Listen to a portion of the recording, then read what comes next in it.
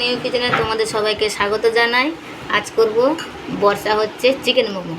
Chicken momo করার জন্য boneless chicken নিয়েছি, এখানে পেঁয়াজ কুচি নিয়েছি, কাঁচা লঙ্কা কুচি নিয়েছি লাল আর সবুজ, এখানে নিয়েছি রসুন কুচি, আদা কুচি আর নিয়েছি একটা লেবু। এবারে চিকেনটাকে ভালো করে মেখে নেব। ভালো করে, সবগুলো উপকরণ একসঙ্গে নিয়ে মেখে নেব।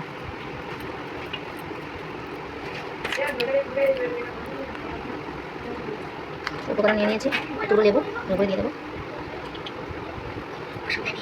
দিয়ে দেবো সয়া সস,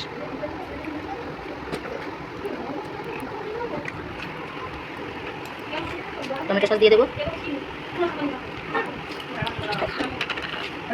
সামান্য লবণ আর দেবো গোলমরিচের গুঁড়ো। সবগুলো উপকরণ একসঙ্গে মেখে নেব। তোমরা চামচের সাহায্যে মাখতে পারো, আমি হাতের সাহায্যে মেখে নিচ্ছি। মেখে 1 ঘন্টা রেখে দেবো। 500 গ্রামের মতো ময়দা আছে, নিয়ে নিলাম।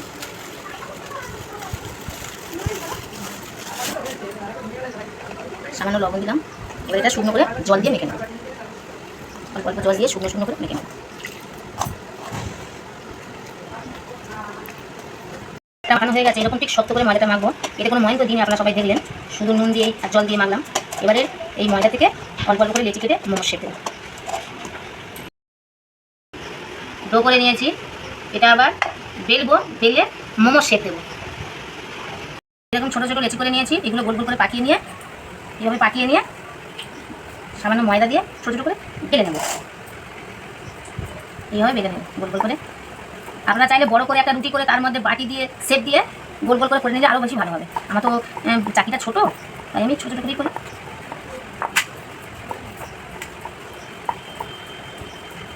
গোল হয়নি দেখ। আরেকটা বেলছি,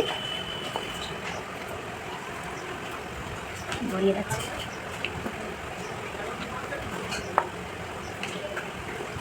এইভাবে বেলে নেব।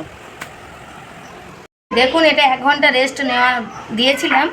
দেওয়ার পরে এই মোমো কটা আপনাদেরকে দেখানো হয়নি। মোমো কটা গড়ে নিয়েছি আমি তো ভালো মুড়তে পারি না, এইভাবে দেখালাম। আর দেখুন,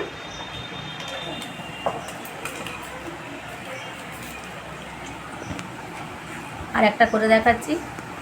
এটা নিয়ে এইভাবে ভাঁজ করতে করতে আমি বোচকা স্টাইল দেবো একটা। পারি না, যেইভাবে হোক মোটামুটি মুড়ে স্টিম করতে দিলেই হলো। আমার কাছে এটাই।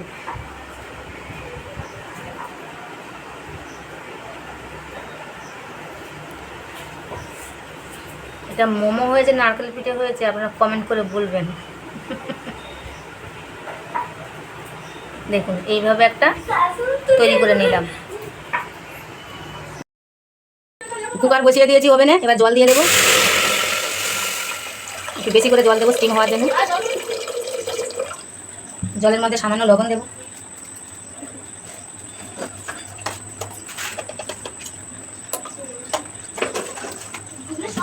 এবারে চাটনি খাওয়ার জন্য কয়েকটা শুকনো লঙ্কা দিয়ে দেবো, টমেটো দিয়ে দেবো। টমেটোগুলো সেদ্ধ হবে আর আমার মোমোটাও হবে। এই যে ছিদ্রযুক্ত একটা গামলা নিয়েছি, এর মধ্যে একটু সাদা তেল মেখে নেব। প্রায় অনেকটা গরম হয়ে গেছে, এবারে ভাপ উঠবে। আর এই যে মোমোটা আমি স্টিমে বসিয়ে দিলাম। এরপরে প্রেসার কুকারটা ঢাকা দিয়ে দিলাম। দেখবো প্রথম স্টিমটা কতটা কি হলো। আমি থালাটাও পরে গিয়েছে, ঢাকা দিয়ে দিয়েছি। আবার থালাটা গরম হয়ে গেছে। হ্যাঁ, প্রায় হয়েই গেছে। বাহ, খুব সুন্দর হয়েছে। দেখো, এটা নামিয়ে নেবো। এগুলো সেদ্ধ হয়ে গেছে, চাটনি করবো, তুলে নেবো। এগুলো টমেটো, রসুন আর শুকনো লঙ্কা এগুলো ভালো করে মেখে নেবো।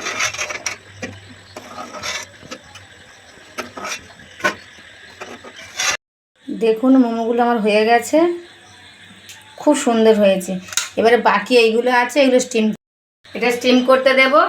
এবারে ঢাকা দিয়ে দেবো। টমেটোর খোসাগুলো এভাবে বাদ দিয়ে দেবো।